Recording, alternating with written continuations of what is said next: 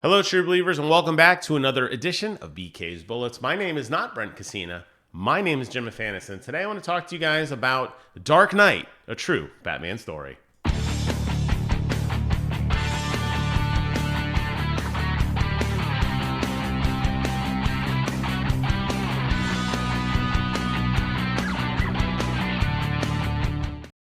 All right, so Dark Knight, true Batman story. Actually, a true story, believe it or not, but also a true story about me actually getting around to finally reading this comic. My true love, Brent, gave this to me, I want to say 7 months ago, maybe longer. I finally, I totally forgot I had it. I put it in the closet, which I feel horrible. But don't worry, Brent, it's in pristine condition. I even dusted the cover off for you, buddy. I was cleaning out the closet, and I was like, what is this? And then I was like, oh my God, Brent, let me borrow a comic. And I'm like, okay, let's finally read it. So I sat down and read it. This is by Paul Dini and Eduardo Risso. And it is about a true story of this dude, Paul Dini, who is mugged. Okay, so this happens in real life. The guy gets mugged. He is jumped by these two guys and left for dead. And it's very heavily implied in the comic, and I did have to do a little bit of reading about it afterwards because I don't know who any of these people are, but I had to do a little reading about it afterwards. But he really did almost die. He was really beat up and kind of left for dead. This is kind of like his way of processing that and trying to get back into the real world. And I relate to this quite a bit, not the getting jumped part, but I think I relate to this quite a bit because I got picked on a lot when I was a kid in elementary school. And kids are mean. Kids are really mean. And there were times that, I'd come home from school and I'd be crying because I got picked on. And I always had to find that courage to go back. And sometimes I was very hesitant to go back to school. I think we can all relate to the first time we stepped outside after 9/11. I think we can all relate to the first time we tried to integrate back into the universe after COVID. So there's a lot of me in this book that I think I related to, of just putting yourself out there and living life, just in of itself, okay? So for that reason alone, I appreciate what this book was, and I appreciate Paul putting it in a format that had some comedy into it, and had a little bit of Batman sprinkled into it. So that was cool. Would I call this a real Batman story? No. Even though it says a true Batman story, yes, it is a true story, but it's really nothing to do with Batman. What he does, though, is very interesting because he draws himself. And he's giving this presentation essentially, we don't really know to who, and I don't really want to spoil it too much if you haven't read it yet. But if you haven't and you're on a comic book based YouTube channel, what the hell's wrong with you? But he's basically giving this presentation. He's standing up in front of a group of people, and he's got a whiteboard, and he's an animator, and he's illustrator. He's drawing what he saw. He does some cool stuff in here, and it never comes off as vain, by the way. Stephen King is my favorite author. And when he keeps writing himself into Dark Tower, I keep thinking, what the hell are you doing? Stop doing that. And yes, Stephen King did have a near life or death experience. He was hit and left for dead by a car. He doesn't process it very well in that book. This was a very good way to process emotion, and I appreciate it. And everyone's felt like, oh my God, can this guy quit talking about himself? I was invested in his story, so he did a good job of that. I've seen a lot of artists and authors write themselves into their own work. This never felt like it was a love letter to themselves. This did feel like it was a way to heal and process. So he does a really cool thing because all the Batman characters, including the big Batman himself, are in this comic, but they're imaginary characters in this guy's mind.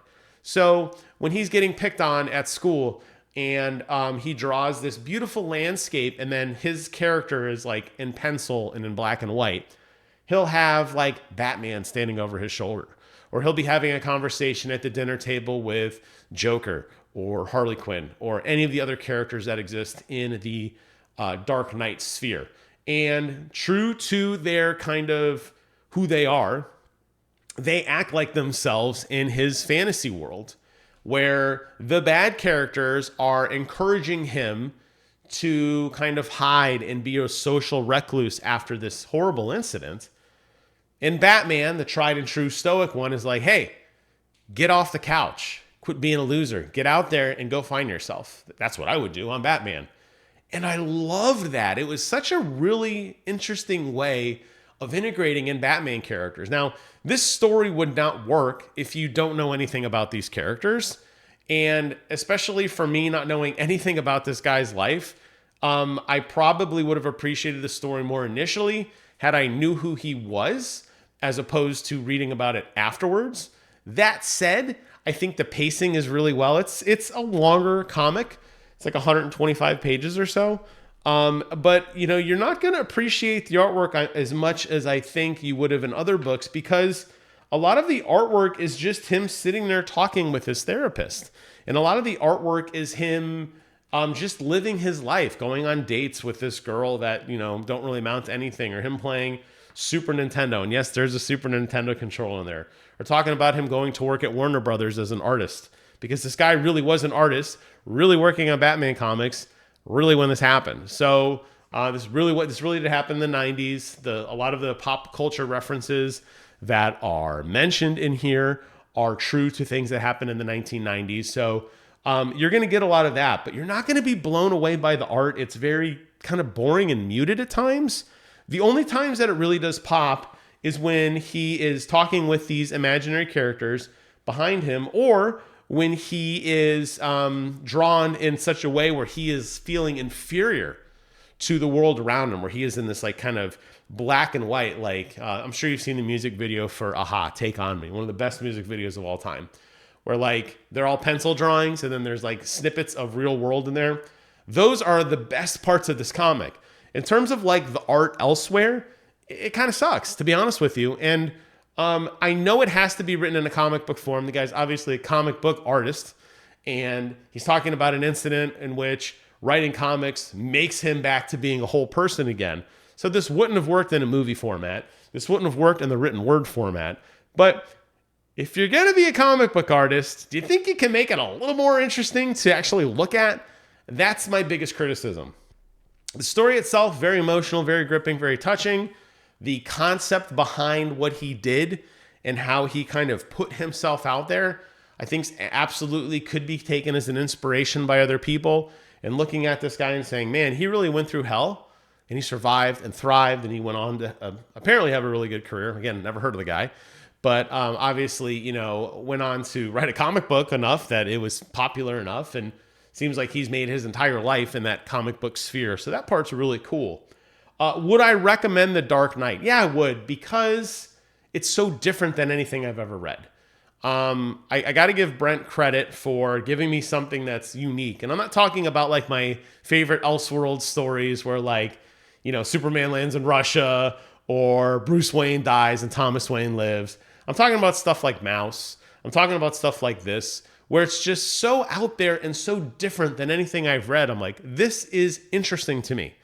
It does make me want to go back and read a little bit more traditional comic books, Brent, hint, hint, for the next batch whenever I get around to doing another review for you.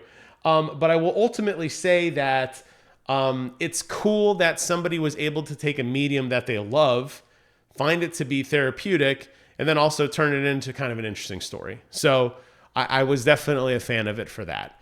As you kind of read through it, it's pretty clear where it's kind of end up. There's a couple little zingers in there, probably more for like true Batman fans than people like me. Definitely kind of the finale of the comic when he's kind of facing off one-on-one with all of his demons at the end there. I really appreciated that, and I thought that was a climactic way to end it. I just wish that maybe we got to the point a little faster, and there was a lot of exposition.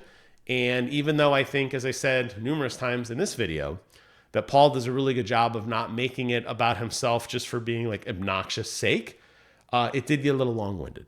So those are my thoughts on Batman Dark Knight. Was it Batman Dark? I'm sorry, Dark Knight a true Batman story.